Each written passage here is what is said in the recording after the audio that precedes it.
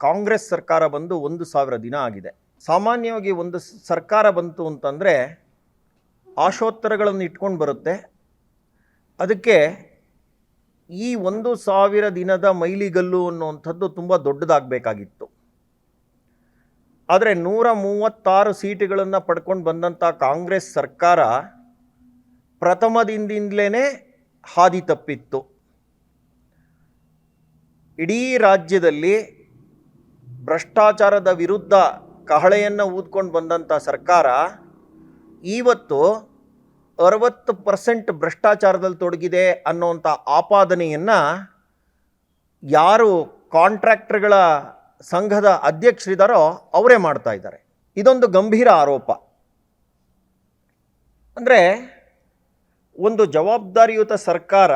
ರವಿ ಎಂಟರ್ಪ್ರೈಸಸ್ನಲ್ಲಿ ನಿಮಗೆ ಬೇಕಾದ ಎಲೆಕ್ಟ್ರಾನಿಕ್ಸ್ನ 20ಕ್ಕೂ ಹೆಚ್ಚು ಬ್ರ್ಯಾಂಡ್ ಕಂಪನಿಗಳ TV, fridge, washing machine, home theatre, sofa set, dining table, mattress, beds ಎಲ್ಲಾ ರೀತಿಯ ಫರ್ನಿಚರ್ಗಳು ಕಡಿಮೆ ಬೆಲೆಗೆ ದೊರೆಯುತ್ತದೆ. ಹಿಂದೆ ಭೇಟಿ ನೀಡಿ ಕೋಲಾರದ ಸಂಗೊಂಡಳ್ಳಿ ಬಳಿ ಇರುವ ರವಿ ಎಂಟರ್ಪ್ರೈಸಸ್ ಮತ್ತು ಬ್ರಾಹ್ಮಣರ ಬೀದಿ, ದೊಡ್ಡಪೇಟೆ, ಕೋಲಾರ. ಭ್ರಷ್ಟಾಚಾರವನ್ನು ಹತ್ತಿಕ್ಕಬೇಕು, ಯಾವುದೇ ರೀತಿಯಾದಂತಹ ಜನರಿಗೆ ಅನಾನುಕೂಲ ಆಗುವಂಥದ್ದು ಮಾಡಬಾರ್ದು ಅನ್ನೋವಂಥದ್ದು ಬಂದಂಥ ಪ್ರಾರಂಭಿಕ ದಿನಗಳಲ್ಲೇ ಮುಡಾ ಹಗರಣ. ಇದರಲ್ಲಿ ಮುಖ್ಯಮಂತ್ರಿಗಳ ಹೆಸರೇ ಕೇಳಿಬಂದಿತ್ತು. 3,500 ಕೋಟಿಗಳ ಹಗರಣ ಅಂಥೇಳಿ ಇಡಿ ಅದನ್ನು ತನಿಖೆ ಮಾಡ್ತಾ ಇದೆ. ಅದು ಹಗರಣ ಮುಗಿದಿಲ್ಲ, ಅದಕ್ಕೆ ಆಯಾಮಗಳನ್ನು ತುಂಬ ದೊಡ್ಡದಾಗಿದೆ. ಅಲ್ಲಿಯ ಮಾಜಿ ಅಧ್ಯಕ್ಷರಾಗಿದ್ದಂಥವ್ರನ್ನ ಅರೆಸ್ಟ್ ಮಾಡಿದ್ದಾರೆ. ಅದು ಅತ್ಯಂತ ಗಂಭೀರವಾದಂಥ ಸ್ವರೂಪವನ್ನು ಪಡ್ಕೊಂಡಿದೆ. ಅದು ಇನ್ನೂ ದೊಡ್ಡ ಮಟ್ಟದಲ್ಲಿ ಸುದ್ದಿ ಮಾಡೋದಿದೆ. ಹಾಗೆಯೇ ವಾಲ್ಮೀಕಿ ನಿಗಮದ ಹಗರಣ, ಇದನ್ನು ತೆಲಂಗಾಣ ಚುನಾವಣೆಯಲ್ಲಿ 187 ಕೋಟಿ ಅಂತ ನಾವು ಹೇಳಿದ್ವಿ. ಆದರೆ on the floor of the house ಮುಖ್ಯಮಂತ್ರಿಗಳು ಇಲ್ಲ ಅಷ್ಟೊಂದಲ್ಲ, ಇದು 89 ಕೋಟಿ ಅಂಥೇಳಿ ಅವರೇ ಒಪ್ಕೊಂಡಿದ್ದಾರೆ. ಹಾಗೆಯೇ ಎಲೆಕ್ಟ್ರಿಕ್ ಮೀಟ್ರ್ಗಳನ್ನು ಹಾಕುವಂಥದ್ದು, ಡಿಜಿಟಲೈಸ್ಡ್ ಎಲೆಕ್ಟ್ರಿಕ್ ಮೀಟ್ರ್ಗಳನ್ನು ಹಾಕೋದು ಅಂಥೇಳಿ, ಇದರಲ್ಲೂ ಒಂದೇ ಒಂದು ಸಂಸ್ಥೆಗೆ ಇಡೀ ಕರ್ನಾಟಕದಲ್ಲಿ ಇದನ್ನು ಹಾಕಬೇಕು ಅನ್ನುವಂಥದ್ದು ಕೊಟ್ಟಿದ್ದಾರೆ. ಯಾಕೆ ಹೀಗೆ? BJP ರಾಜ್ಯದಾದ್ಯಂತ ಇದನ್ನು ಪ್ರಶ್ನೆ ಮಾಡಿದೆ. ಇನ್ನೂ ಈ ವಿಷಯ ಜೀವಂತವಾಗಿದೆ. ಹಾಗೆಯೇ ಅಬಕಾರಿ ಹಗರಣ, RB ತಿಮ್ಮಾಪುರ ಅವರ ವಿರುದ್ಧ ನಾವು ಮೇಲ್ಮನೆ ಮತ್ತು ಕೆಳಮನೆ ಎರಡರಲ್ಲೂ ಕೂಡ ತುಂಬ ದೊಡ್ಡದಾದಂಥ ಪ್ರತಿಭಟನೆಯನ್ನು ಎಲ್ಲ ರೀತಿಯ ದಾಖಲೆಗಳೊಂದಿಗೆ ಕೊಟ್ವಿ. ಅವರದೇ ಇಲಾಖೆಯ ಅಧಿಕಾರಿಗಳು ಸುಮಾರು 1.5 ಕೋಟಿಯಿಂದ 3 ಕೋಟಿ ಕೇಳೋದಕ್ಕೆ ಹೋಗಿ ಅದರಲ್ಲಿ 25 ಲಕ್ಷ ಹಣವನ್ನು ಪಡೆದು ಸಿಕ್ಕಾಕೊಂಡಿದ್ದು ನಮ್ಮೆಲ್ರಿಗೂ ಗೊತ್ತಿದೆ. ಅಂದರೆ ಇಷ್ಟು ದೊಡ್ಡ ಭ್ರಷ್ಟಾಚಾರ ನಡೀತಾ ಇದೆ ಅಂತ ಅಂದಾಗ ಮೊದಲನೇ ಕೆಲಸ ಏನು ಮಾಡಬೇಕಾಗಿತ್ತು ಅಂದರೆ ಆ ಸಚಿವರ ರಾಜೀನಾಮೆಯನ್ನು ಮುಖ್ಯಮಂತ್ರಿಗಳು ಕೇಳಬೇಕಾಗಿತ್ತು. ತದನಂತರ ಸೂಕ್ತವಾದಂತಹ ಎನ್ಕ್ವೈರಿ ಆದಮೇಲೆ ಅದರಲ್ಲಿ ಅವರು ಯಾವುದೇ ತಪ್ಪಿತಸ್ಥರಲ್ಲ ಅಂತಂದರೆ ವಾಪಸ್ ತಗೋಬೇಕಿತ್ತು. ಎಷ್ಟು ಸಮಯ ಹಿಡಿತಿತ್ತು? ಒಂದು 3 ತಿಂಗಳ ಅವಧಿ ಆಗಬೇಕಾಗಿತ್ತು, ಮಾಡಬೇಕಿತ್ತು. ಮುಖ್ಯಮಂತ್ರಿಗಳು ಯಾಕೆ ಮಾಡಲಿಲ್ಲ? ಮುಖ್ಯಮಂತ್ರಿಗಳು ಮಾಡಲಿಲ್ಲ ಯಾಕೆ ಅಂತ ಅಂದರೆ ಮುಖ್ಯಮಂತ್ರಿಗಳದ್ದು ಇದರಲ್ಲಿ ಪಾಲಿದೆಯಾ, ಮತ್ತು ಇದನ್ನು ಯಾರ್ಯಾರು ಹಂಚ್ಕೋತಾ ಇದ್ದಾರೆ, ಮತ್ತು ಈ ಪಾಲು ಎಲ್ಲಿ ತನಕ ಹೋಗ್ತಾ ಇದೆ? ಕಾಂಗ್ರೆಸ್ ಸರ್ಕಾರಕ್ಕೆ ರಾಜ್ಯದಲ್ಲಿರುವಂತಹ ಒಂದೇ ಒಂದು ದೊಡ್ಡ ಒಂದು ಹೇಳಿಕೆ ಏನು ಅಂತಂದರೆ ಇದು ಕಾಂಗ್ರೆಸ್ ಪಕ್ಷದ ATM ಆಗಿದೆ. ಎಲ್ಲೇ ಚುನಾವಣೆ ನಡೀಲಿ ರಾಷ್ಟ್ರದಲ್ಲಿ, ಎಲ್ಲೇ ಕಾಂಗ್ರೆಸ್ ಕಾರ್ಯಕ್ರಮ ನಡೀಲಿ, ಅದು ಎಲ್ಲದಕ್ಕೂ ಕೂಡ ಹಣ ಸರಬರಾಜಾಗ್ತಾ ಇರೋದು ಕರ್ನಾಟಕ ಕಾಂಗ್ರೆಸ್ನಿಂದ. ಹಾಗಾಗಿ ಭ್ರಷ್ಟಾಚಾರದ ಮಹಾಕೂಪದಲ್ಲಿ 1,000 ದಿನಗಳಲ್ಲಿ ನಾನಾ ಭ್ರಷ್ಟಾಚಾರದಲ್ಲಿ ಮುಳುಗೆದ್ದಿದೆ.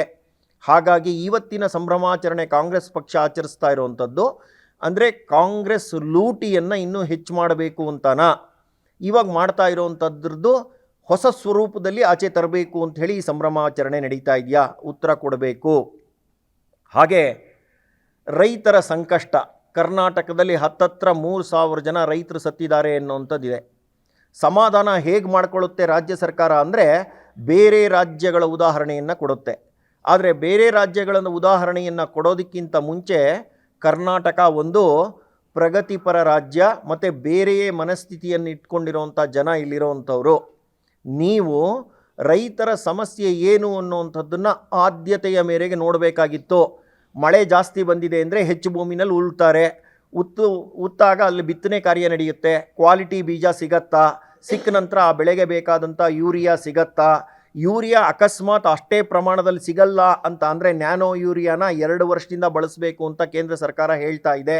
ಎಷ್ಟು ಭೂಮಿಯಲ್ಲಿ ನ್ಯಾನೋ ಯೂರಿಯಾವನ್ನು ಬಳಸ್ತಾ ಇದ್ದೀರಿ? ಆ ನ್ಯಾನೋ ಯೂರಿಯಾದ ಬಗ್ಗೆ ರೈತರಲ್ಲಿ ಸಕಾರಾತ್ಮಕ ಭಾವನೆ ಮೂಡಿ ತಿಳುವಳಿಕೆ ಮೂಡುವಂಥ ಕಾರ್ಯಕ್ರಮಗಳನ್ನು ಏನು ಹಾಕ್ಕೊಂಡಿದ್ದೀರಿ? ತದನಂತರ ಬಂದಂಥ ಬೆಳೆಗೆ ಸಕಾಲದಲ್ಲಿ ಕೊಂಡುಕೊಳ್ಳುವಂಥದ್ದಕ್ಕೆ ಪ್ರಕ್ರಿಯೆ ಏನಿದೆ? ಎಲ್ಲವೂ ಕೂಡ ಜಾಳು. ಮೆಕ್ಕೆಜೋಳದ ಬೆಲೆ ಸಪೋರ್ಟ್ ಪ್ರೈಸ್ನಲ್ಲಿ ತಗೋಬೇಕು ಅಂಥೇಳಿ ರೈತರು ಬೀದಿಗಿಳಿದು ಹೋರಾಟ ಮಾಡಿದ್ರೂ ಕೂಡ ಅದರ ಬೆಲೆಯನ್ನು ಕೊಟ್ಟು ತಗೊಳ್ಳಿಲ್ಲ, ಕಣ್ಣೊರೆಸುವಂಥ ಪ್ರಯತ್ನವನ್ನು ಮಾಡ್ತು. ಕಬ್ಬನ್ನು ಬೆಳೆದಂಥ ರೈತರು ಹಗಲು ರಾತ್ರಿ ಧರಣಿ ಮಾಡಿದಾಗ ಇದನ್ನು ಅಪೋಸಿಷನ್ ಪಾರ್ಟಿ ಹತ್ತಿಕ್ತಾ ಇದೆ, ಇದನ್ನು ಅಂದರೆ ಈ ಒಂದು ಕಿಚ್ಚನ್ನು ಹಚ್ತಾ ಇದೆ ಅಂತ ಆರೋಪ ಮಾಡಿದ್ರಿ. ಆದರೆ ಅಲ್ಲಿಯ ರೈತರಿಗೆ ತಾವು ಬೆಳೆದಂಥ ಕಬ್ಬಿಗೆ ಉತ್ತಮವಾದಂಥ ಬೆಲೆ ಸಿಗಬೇಕು ಅನ್ನೋವಂಥದ್ದನ್ನು ಘೋಷಣೆ ಮಾಡಿದ್ರಲ್ಲ, ಸಿಕ್ತಾ? ಅದನ್ನು ಎಲ್ಲ ಫ್ಯಾಕ್ಟ್ರಿಗಳು ತಗೊಂಡ್ರಾ? ಅವ್ರಿಗೆ ಹಣ ತಲುಪ್ತಾ? ಯಾವ ಹೇಳಿಕೆಯನ್ನು ಕೊಟ್ಟಿದ್ದೀರಿ? ಪತ್ರಿಕಾ ಗೋಷ್ಠಿಯನ್ನು ಕರೆದು 1,000 ಸಂಭ್ರಮದಲ್ಲಿ ಈ ರೀತಿ ರೈತರ ಸಮಸ್ಯೆಗೆ ಶಾಶ್ವತವಾದಂಥ ಪರಿಹಾರವನ್ನು ಕೊಟ್ಟಿದ್ದೀವಿ ಅಂತ ಹೇಳಿದ್ರ ನೀವು? ವಿ ಜಿ ರಾಮ್ಜಿಗೆ ಕೇಂದ್ರ ಸರ್ಕಾರ ಹೊಸ ಯೋಜನೆಯನ್ನು ತಂದು ಅದು 20 ವರ್ಷ ಆಗಿದೆ. ಹಾಗಾಗಿ ಯೋಜನೆಯಲ್ಲಿ ಬದಲಾವಣೆಯನ್ನು ತಂದು ಅದಕ್ಕೆ ಹತ್ತತ್ರ 1 ಲಕ್ಷ ಕೋಟಿ ಹಣವನ್ನು ಮೀಸಲಿಟ್ಟು ರಾಜ್ಯ ಸರ್ಕಾರದ ಜವಾಬ್ದಾರಿ ಜಾಸ್ತಿ ಆಗಲಿ ಅಂಥೇಳಿ 40-60% ಅದನ್ನು ತಂದು, ಯಾಕೆಂದರೆ ಅದರಲ್ಲಿ ಡಿಜಿಟಲೀಕರಣ ಇರಲಿಲ್ಲ, ಆನ್ ದ ಸ್ಪಾಟ್ ಏನು ನಡಿಬೇಕು ಅನ್ನುವಂಥದ್ದು ಇರಲಿಲ್ಲ. ಇದೆಲ್ಲವನ್ನೂ ಅದರಲ್ಲಿ ಇನ್ಕ್ಲೂಸಿವ್ ತಂದು ಈ ಡಿಜಿಟಲೀಕರಣ ಮತ್ತು ಅಲ್ಲಿರುವಂತಹ ಒಂದು GPS ತಂತ್ರಜ್ಞಾನವನ್ನು ಬಳಸಿ ಯಾವುದೇ ಲೋಪಗಳಿಲ್ಲದೆ ಒಂದೇ ವಾರದಲ್ಲಿ ಹಣ ಸಿಗಬೇಕು ರೈತರಿಗೆ ಅನ್ನೋ ಯೋಜನೆಯನ್ನು ಮಾಡ್ತು. ಇದನ್ನು ನೀವು ವಿರೋಧಿಸಿದ್ದು ಯಾಕೆ? ಈ ವಿರೋಧ ಮಾಡುವಾಗ ಮಹಾತ್ಮ ಗಾಂಧೀಜಿಯವರ ಚಿತ್ರವನ್ನು ಉಪಯೋಗಿಸಿ ಅವಹೇಳನ ಮಾಡಿದ್ದು ಯಾಕೆ? ಮತ್ತು ಇನ್ನೊಂದು, ಅದನ್ನು ಸಮರ್ಥಿಸ್ಕೊಳ್ಳೋವಾಗಲೂ ಕೂಡ ನೋಡಿ, ಈ ಒಂದು ಯೋಜನೆಯಲ್ಲಿ ಬದ್ಧತೆ ಜಾಸ್ತಿ ಆಗಿದೆ ಅಂತ ಅಂದಾಗ, ಕೇಂದ್ರ ಸರ್ಕಾರದ ಯೋಜನೆ ಅಂದಾಗ ರಾಜ್ಯಕ್ಕೆ ಅದು ಅನಿವಾರ್ಯ, ತರಲೇಬೇಕು, ತರೋವಂಥದ್ದು ಕೂಡ ಆಗಲೇಬೇಕು. ಅದರಲ್ಲಿ ಸಾಧಕ ಬಾಧಕಗಳನ್ನು ಕೇಂದ್ರ ಸರ್ಕಾರದ ಜೊತೆಗೆ ಚರ್ಚಿಸಿ ಅದರಲ್ಲಿರೋವಂಥದ್ರಲ್ಲಿ ಒಂದಷ್ಟು ಸರಿಯನ್ನು ಮಾಡ್ಕೊಳ್ಳೋವಂಥ ಒಂದು ಪ್ರಕ್ರಿಯೆಗೆ ಕೈ ಹಿಕ್ಕಲಿಲ್ಲ ಯಾಕೆ ನೀವು? ಅದನ್ನು ಬಿಟ್ಟು ಸಂಘರ್ಷಕ್ಕೆ ಇಳಿದಿದ್ದು ಎಷ್ಟು ಸರಿ? ಒಟ್ಟಾರೆ ರೈತರ ಬದುಕನ್ನು ಹಸನು ಮಾಡಬೇಕು ಅನ್ನೋವಂಥದ್ರಲ್ಲಿ ರಾಜ್ಯ ಸರ್ಕಾರಕ್ಕೆ ಎಳ್ಳಷ್ಟು ಆಸಕ್ತಿ ಇಲ್ಲ. ಮತ್ತು ವಕ್ತ್ ಬೋರ್ಡಿನ ಹಗರಣ ಬಂದಾಗ ರೈತರು ನಮ್ಮ ಜಮೀನನ್ನು ವಕ್ತ್ ಬೋರ್ಡ್ ತಗೊಳ್ತಾ ಇದೆ ಅಂತ ಹೇಳಿದಾಗ ನಿಮ್ಗೆ ಅದು ಆದ್ಯತೆ ಯಾಕಿರಲಿಲ್ಲ? ಆಗ ರೈತರ ಜೊತೆಯಲ್ಲಿ ಕೂತ್ಕೊಂಡು ವಕ್ತ್ ಬೋರ್ಡಿನ ಮಧ್ಯದಲ್ಲಿ ಸಮझौता ಮಾಡಿ ಈ ರೀತಿಯ ಘಟನೆಗಳನ್ನು ನಾವು ತಿಳಿ ಹೇಳ್ತೀವಿ ಅಂತ ಹೇಳಿದೆ.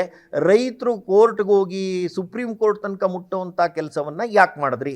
ಅಂದರೆ ರೈತರ ಬಗ್ಗೆ ನಿಮಗೆ ಈ 1,000 ದಿನದಲ್ಲಿ ಕಾಳಜಿ ಏಕಿಲ್ಲ? ಹಾಗೆಯೇ ಇಡೀ ರಾಜ್ಯದಲ್ಲಿ ಕಾನೂನು ಸುವ್ಯವಸ್ಥೆ ಕೆಳಮಟ್ಟಕ್ಕೆ ಹೋಗಿದೆ. ಪ್ರತಿದಿನ ಕೊಲೆ, ಸುಲಿಗೆ, ಮಹಿಳೆಯರ ಅಪಹರಣ, ಮಹಿಳೆಯರ ಮೇಲೆ ರೇಪು, ಇದು ನಿರಂತರವಾಗಿ ಆಗ್ತಾ ಇದೆ.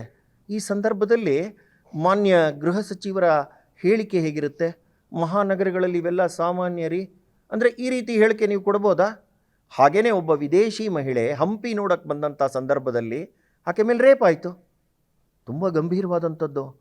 ಪ್ರತಿಯೊಂದು ಘಟನೆಯನ್ನು ತೀವ್ರವಾಗಿ ತಗೊಳ್ಳುತ್ತೆ ಸರ್ಕಾರ.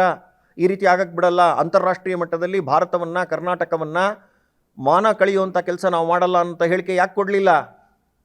ಆ ಹಿಟ್ನಾಲ್ ಅವರ ಹೇಳಿಕೆ ಎಷ್ಟು ಕಳಪೆಯಾಗಿ ಕೂಡಿತ್ತದೋ, ಅಂದರೆ ತಾತ್ಸಾರ. ಅದ್ರ ಬಗ್ಗೆ ಗೌರವ ಇಲ್ಲ, ಮಹಿಳೆಯರ ಬಗ್ಗೆ ಗೌರವ ಇಲ್ಲ. ಮತ್ತು ದೇಶದ ಬಗ್ಗೆನೂ ಕೂಡ ಏನಾಗುತ್ತೆ, ರಾಜ್ಯಕ್ಕೂ ಇದರಿಂದ ಪ್ರತಿಕೂಲ ಪರಿಣಾಮ ಏನಾಗುತ್ತೆ ಅನ್ನೋದ್ರ ಬಗ್ಗೆ ತಿಳುವಳಿಕೆ ಇಲ್ಲದೆ ಇರುವಂಥ ಹೇಳಿಕೆ ಇದು. ಇದನ್ನು ನಾವು ಪ್ರಶ್ನೆ ಮಾಡ್ತೀವಿ, ಯಾಕೆ ಇಷ್ಟು ಸಂವೇದನಾರಹಿತವಾಗಿ ಮಹಿಳೆಯರ ಬಗ್ಗೆ ವ್ಯತ್ಯಾಸಗಳಾದಾಗ ನಡ್ಕೋತಾ ಇದೆ ಈ ಸರ್ಕಾರ? ಅಂದರೆ ಇದಕ್ಕೆ ಕುಮ್ಮಕ್ಕು ಕೊಡ್ತಾ ಇದೆಯಾ? ಅದೇ ರೀತಿ ಮಹಿಳಾ ಅಧಿಕಾರಿಗಳನ್ನು ಏಕವಚನದಲ್ಲಿ ಸಂಬೋಧಿಸಿದಾಗ, ಇಲ್ಲೇ ಅವಿಭಜಿತ ಜಿಲ್ಲೆಯ ಒಂದು ಭಾಗ ಆಗಿದ್ದಂಥದ್ದು ಚಿಕ್ಕಬಳ್ಳಾಪುರದಲ್ಲಿ ನಡೆದಂಥ ಘಟನೆ ಹೇಗೆ ನಡ್ಕೋತು ಸರ್ಕಾರ? 10 ದಿನ 12 ದಿನ ಆದರೂ ಕೂಡ ಹೇಳಿಕೆ ಕೊಟ್ಟಂಥ ಕಾಂಗ್ರೆಸ್ ಸ್ಪರ್ಧಿಯಾಗಿದ್ದಂಥವ್ರು ಕಾಣಿಸ್ಲೇ ಇಲ್ಲ. ಅಂದರೆ ಪೊಲೀಸ್ ವ್ಯವಸ್ಥೆ ಅಷ್ಟೊಂದು ಹದಗೆಟ್ಟು ಬಿಟ್ಟಿದೆಯಾ ಕರ್ನಾಟಕದಲ್ಲಿ? ಸೋಷಿಯಲ್ ಮೀಡಿಯಾದಲ್ಲಿ ಒಂದೇ ಒಂದು ಹೇಳಿಕೆ ಕೊಡ್ತು ಅಂತಂದರೆ ಮಧ್ಯಾಹ್ನದಷ್ಟೊತ್ತಿಗೆ ಅವ್ರನ್ನ ಅರೆಸ್ಟ್ ಮಾಡ್ತೀರಿ, ಅವ್ರ ವಿರುದ್ಧ ಕೇಸ್ ಹಾಕ್ತೀರಿ. ಯಾಕೆ ಈ ರೀತಿ ದ್ವಂದ್ವ ನೀತಿ? 10 ದಿನ ಆದರೂ ಅವ್ರನ್ನ ಬಿಟ್ಟಿದ್ದು ಯಾಕೆ? ಯಾವ ಕಾರಣಕ್ಕೆ ಬಿಟ್ಟಿದ್ರಿ? ಅಂದರೆ ಅವ್ರು ನಿಮ್ಮ ಪಕ್ಷದ ಕಾರ್ಯಕರ್ತರು ಅಂತನಾ? ನಿಮ್ಮ ಪಕ್ಷದಿಂದ ಕಂಟೆಸ್ಟ್ ಮಾಡಿದ್ರು ಅಂತನಾ? ಮೈಸೂರಿನಲ್ಲೂ ಘಟನೆ ನಡೀತು, ಅವರು ಮುಖ್ಯಮಂತ್ರಿಗೆ ಆಪ್ತರು ಅಂತ ಹೇಳಿ ನೀವು ಅವ್ರ ಮೇಲೆ ಯಾವುದೇ ರೀತಿಯಾದಂಥ ಕ್ರಮ ಕೈಗೊಳ್ಳಲಿಲ್ಲ. ಅಂದರೆ ಇಲ್ಲಿ ಅಧಿಕಾರಿಗಳು, ಇಲ್ಲಿ ತನಕ 9 ಜನ ಅಧಿಕಾರಿಗಳು ಆತ್ಮಹತ್ಯೆ ಮಾಡ್ಕೊಂಡಿದ್ದಾರೆ. ಕಾಂಗ್ರೆಸ್ ಸರ್ಕಾರ ಬಂದಾಗೆಲ್ಲನೂ ಕೂಡ ಅಧಿಕಾರಿಗಳ ಆತ್ಮಹತ್ಯೆ ನಿರಂತರವಾಗಿ ನಡೆಯುತ್ತೆ. ಅವ್ರನ್ನ ಏಕವಚನದಲ್ಲಿ ಸಂಬೋಧಿಸುವಂಥದ್ದು ಮತ್ತು ಅವರಿಗೆ ಟಾರ್ಗೆಟ್ ಫಿಕ್ಸ್ ಮಾಡುವಂಥದ್ದು, ನೀವು ಯಾವ ಕೆಲಸಗಳನ್ನು ಮಾಡಬೇಕು ಅಂತ ಇದ್ದೀರೋ ಅವ್ರ ಮೂಲಕ ಮಾಡಿಸುವಂಥದ್ದು. ನೇರವಾಗಿ ಹೇಳಬೇಕು ಅಂದರೆ ಲಂಚವನ್ನು ಫಿಕ್ಸ್ ಮಾಡಿ ಇಷ್ಟು ತಿಂಗಳಿಗೆ ಕೊಡಬೇಕು ಅಂತೇಳಿ ಫಿಕ್ಸ್ ಮಾಡುವಂಥ ಕೆಲಸ ಕಾಂಗ್ರೆಸ್ ಸರ್ಕಾರ ಮಾಡ್ತಾ ಇದೆ. ಹಾಗಾಗಿ ಇದೊಂದು ಅತ್ಯಂತ ಗಂಭೀರವಾದಂಥ ಸ್ಥಿತಿ. ಯಾಕೆ ಈ ಸ್ಥಿತಿ ಬಂದಿದೆ ಅನ್ನೋವಂಥದ್ದನ್ನು ಕಾಂಗ್ರೆಸ್ ಸರ್ಕಾರ ಜನರಿಗೆ ವಿವರಿಸಬೇಕು. ಹಾಗೆಯೇ ಬೆಲೆ ಏರಿಕೆ, ಇಂಥ ಬೆಲೆ ಏರಿಲ್ಲ ಅನ್ನೋ ಹಾಗಿಲ್ಲ. ಹಾಲು ಬೆಲೆ ಏರಿಕೆ, ನೀರು ಬೆಲೆ ಏರಿಕೆ, ಡೀಸೆಲ್ ಬೆಲೆ ಏರಿಕೆ, ಪೆಟ್ರೋಲ್ ಬೆಲೆ ಏರಿಕೆ, ರಿಜಿಸ್ಟ್ರೇಷನ್ ಬೆಲೆ ಏರಿಕೆ, ನಿರಂತರವಾಗಿ ಬೆಲೆ ಏರಿಸ್ತಾ ಇದ್ದೀರಲ್ಲ ಎಲ್ಲದರ ಮೇಲೂ. ಯಾಕೆ? ಮತ್ತು ಜನರ ಬದುಕು ಇದರಿಂದ ತೊಂದರೆ ಆಗುತ್ತೆ. ಕೇಂದ್ರ ಸರ್ಕಾರ ಡೀಸೆಲ್ ಮತ್ತು ಪೆಟ್ರೋಲ್ ಮೇಲೆ ಹಣ ಕಡಿಮೆ ಮಾಡಿದಾಗಲೂ ನೀವ್ಯಾಕೆ ಅದನ್ನು ಏರಿಸಿದ್ರಿ? ನಿಮಗೆ ಗೊತ್ತಿರಲ್ವಾ ಈ ಬೆಲೆ ಏರಿಸಿದ್ರೆ ತೊಂದರೆ ಆಗುತ್ತೆ ಅಂಥೇಳಿ? ಹಾಗಾಗಿ ಇದೊಂದು ಬೆಲೆ ಏರಿಕೆಯನ್ನು ನಿರಂತರವಾಗಿ ಜಾಯಮಾನ ಮಾಡ್ಕೊಂಡಿರೋದು. ಇವರು 5 ಗ್ಯಾರಂಟಿ ಕೊಟ್ಟಿದ್ದಾರಲ್ಲ, ಇದು 6ನೇ ಗ್ಯಾರಂಟಿ. ಬೆಲೆ ಏರಿಕೆ ಗ್ಯಾರಂಟಿ ಕೊಟ್ಟಿರುವಂಥ ಸರ್ಕಾರ ಇದು.